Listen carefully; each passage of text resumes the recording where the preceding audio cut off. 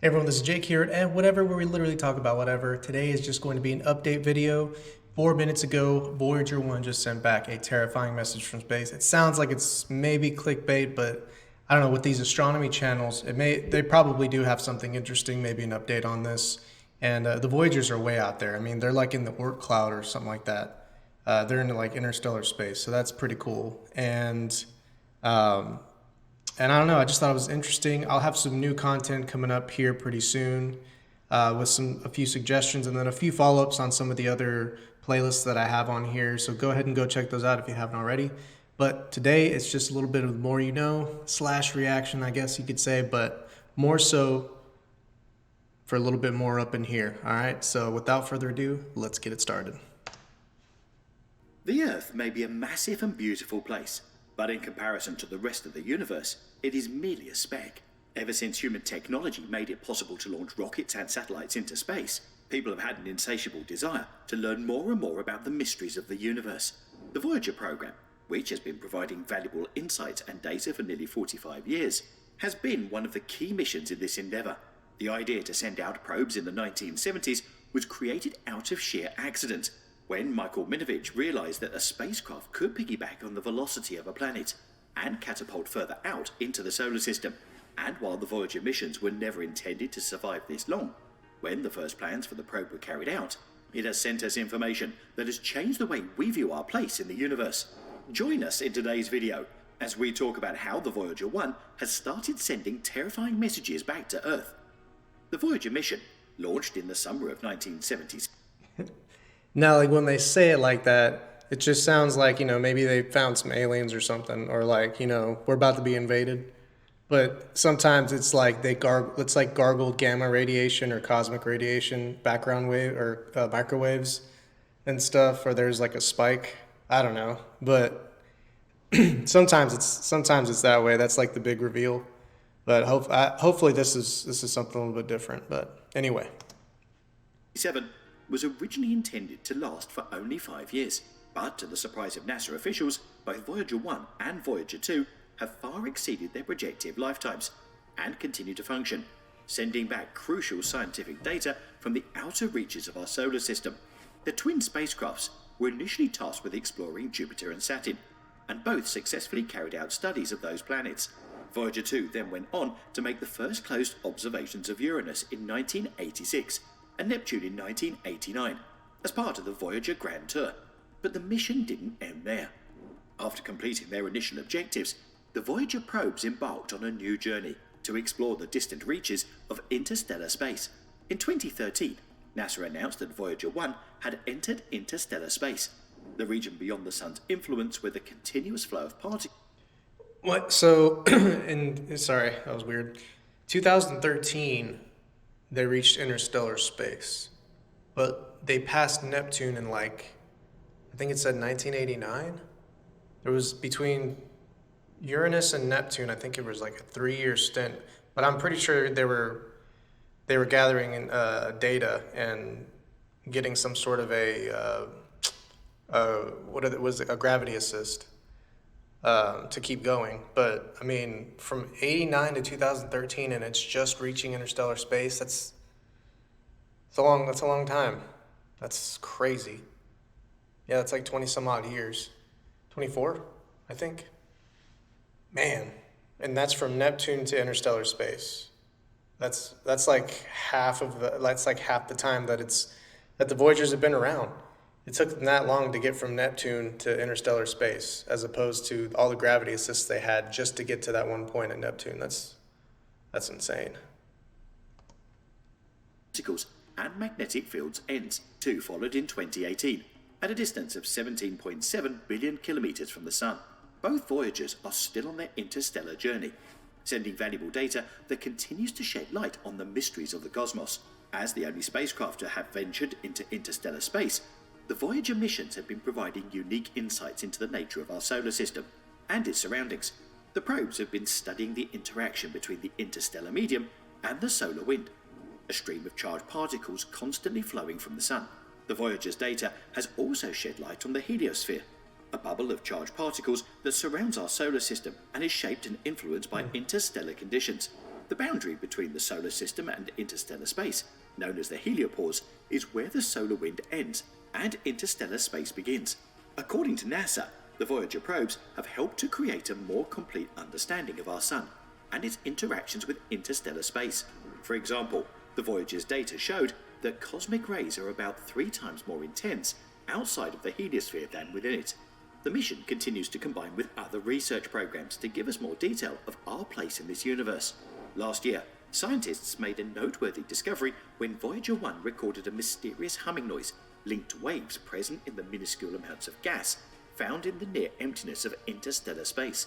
Nicola Fox, the director of NASA's Heliophysics Division in Washington, D.C., acknowledged the importance of the Voyager missions in furthering our understanding of the Sun and its influence in the solar system, stating that, over the last 45 years, the Voyager missions have been critical in providing this knowledge, and have changed our understanding of the Sun and its influence in ways that no other spacecraft can.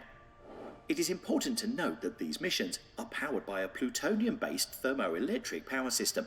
As the plutonium decays, the heat production decreases, and the Voyager spacecrafts are losing power gradually. Despite this, these missions have provided us invaluable data about our solar system and interstellar space. To extend the life of the Voyager missions, NASA has had to make some difficult decisions in terms of power management.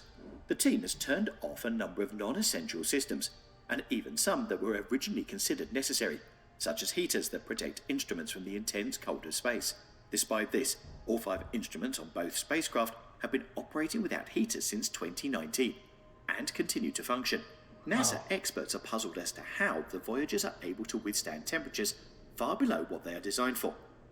In addition to this, scientists have also detected something peculiar happening on the outskirts of our solar system, specifically around the heliopause, the barrier between the heliosphere and the interstellar medium.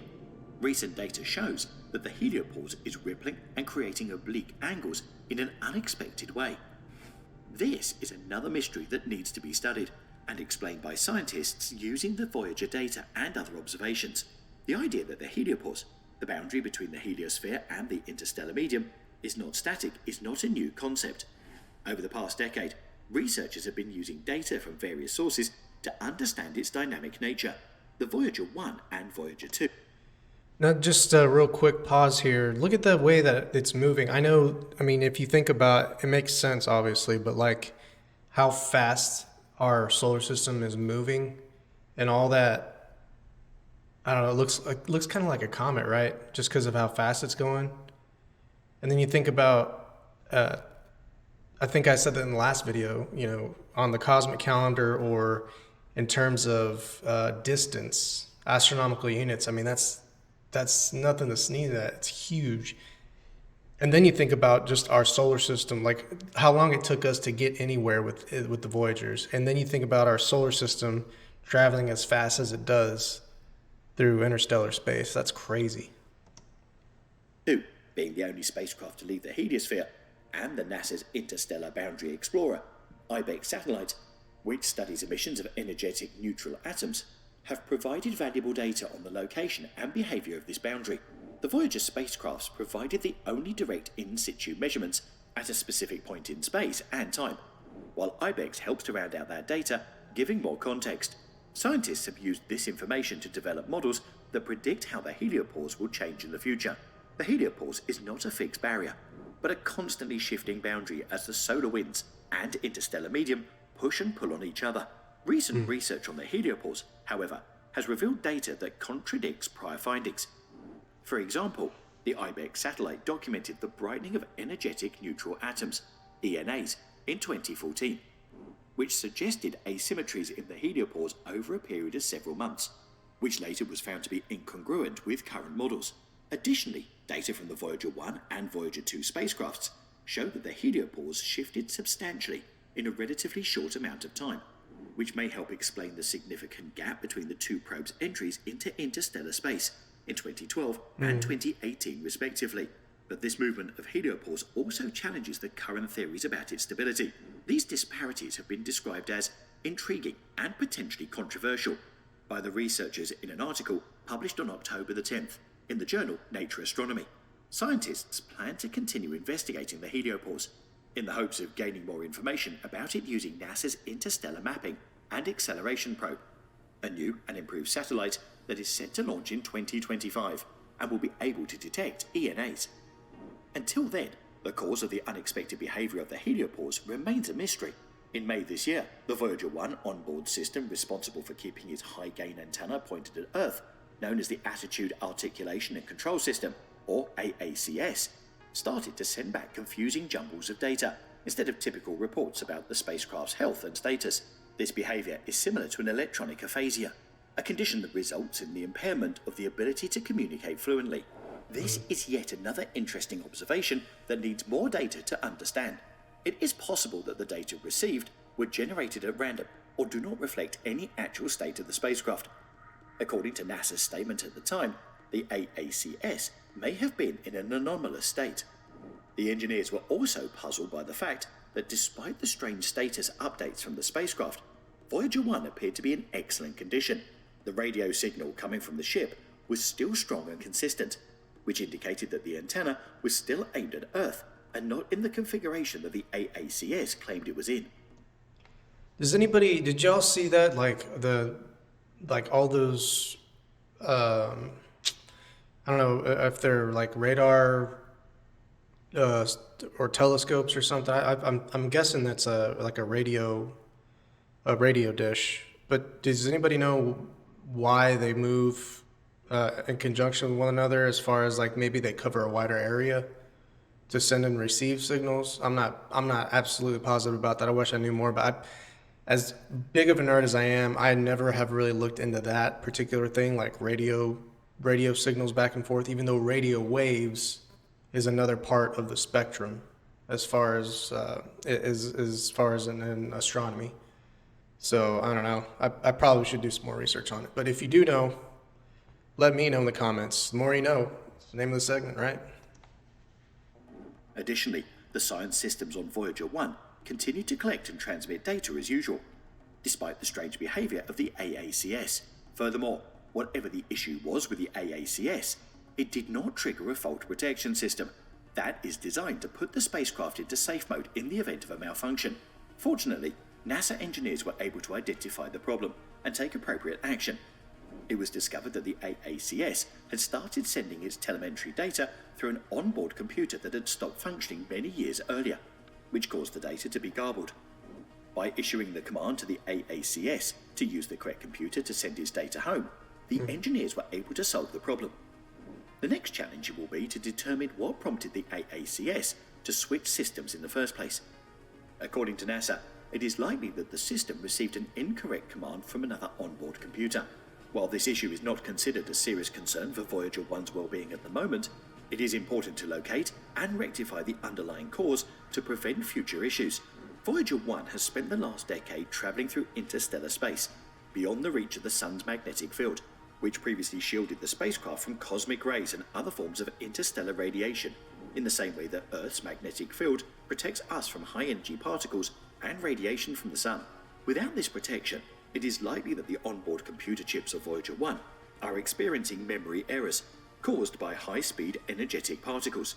Despite these challenges, the Voyager 1 mission continues to operate beyond its projected lifespan of 45 years. As project manager Susan Dodd stated, "A mystery like this is sort of par for the course at this stage of the Voyager mission."